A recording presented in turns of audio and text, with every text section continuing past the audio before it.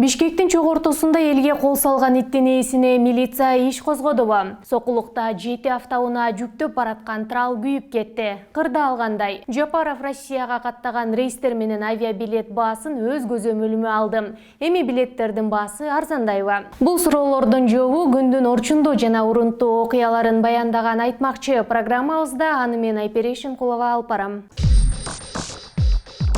Бишкектин чок ортосунда элге кол салган иттин ээсине милиция иш козгодубу.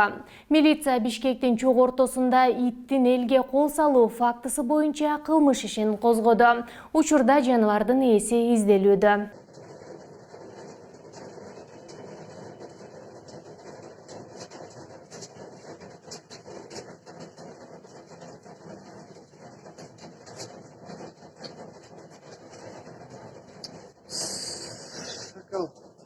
Kaç itine nemesi gelmeyi da gücü gelmeyi da kırsan.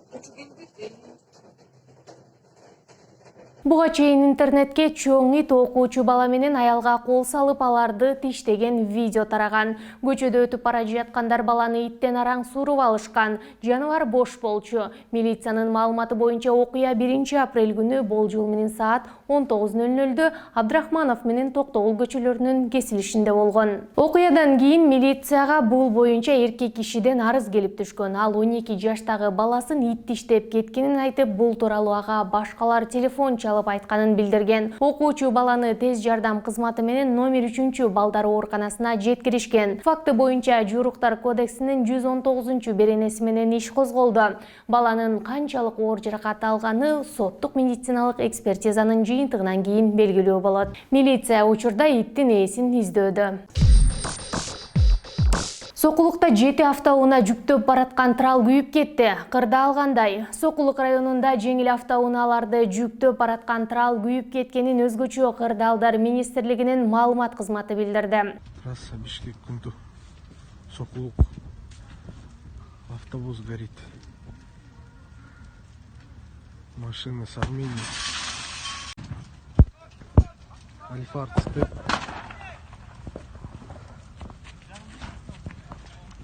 Так вот, 1, 2, 3, 4, 5, 6, 7 машина. Фура менен чогуу 8 машина күйүп атат.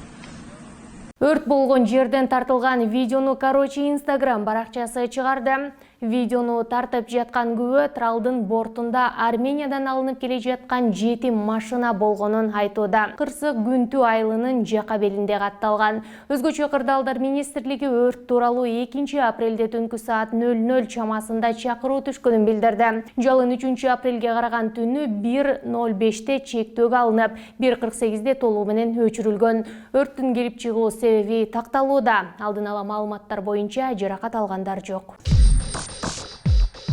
Жапаров Россияга каттаган рейстер менен авиабилет баасын өз көзөмөлүмө алдым. Эми билеттердин баасы арзандайбы?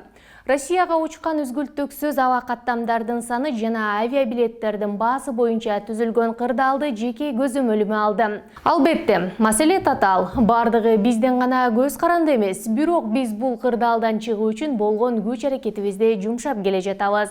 Бул тууралуу президент Садыр Жапаров өзүнүн Instagram баракчасына жазды. Мамлекет башчы Россияга барып иштеп келүүгө жол таба албай жаткан жарандар үчүн бул маселе канчалык маанилүү экенин билип турганын белгилеген. Мекендештерибиз чет өлкөлөргө жумуш издеп кетпеш үчүн колдон келгендин бардыгын жасап жатабыз. Ипотека боюнча иш пландар даярдалууда. Турак жайы жок жарандарыбызды үй менен толук камсыз кылабыз деген аруу тилектерибиз бар. Биз сөзсүз түрдө буга жетебиз, деди Жапаров. Ал ошондой эле аба каттамдардын санын көбөйтүүгө, авиабилеттердин баасын төмөндөтүүгө жана темир жол каттамын жандантуу үчүн болгон аракеттер көрүлүп жатканын белгилеп, бирок бул маселе Казакстан менен Россиядан да көз каранды экендигин кошумчалаган. В общем, денег у меня опять нет. Хош не хош, живи. Казакстандын өкмөтү транзитти жандантууга бүгүн макулдугун берди. Эми Россиянын жообун күтөбүз. Кыргызстандан Россияга аба каттамдарын көбөйтүүгө кыргыз бийлиги каршы болуп жатат деген чагымчылдардын сөзүнө ишенбегиле. Тескерисинче, көптөн бери Россиядан чартердик рейстерди көбөйтөлү деп суранып келе жатабыз. Маселе бизде эмес, деди президент. Жапаров көйгөйлөр коронавируска дагы байланыштуу болуп жатканын кошумчалаган.